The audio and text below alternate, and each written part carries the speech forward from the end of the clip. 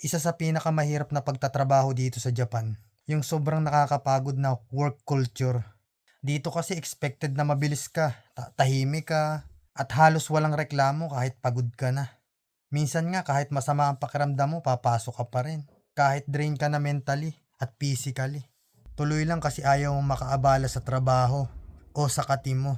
At dahil sobrang disiplinado yung mga tao dito men, mapipilitan ka sabayan yung pressure at bilis araw-araw. May mga panahon nagigising ka na lang para magtrabaho, tapos uuwi ka lang para matulog.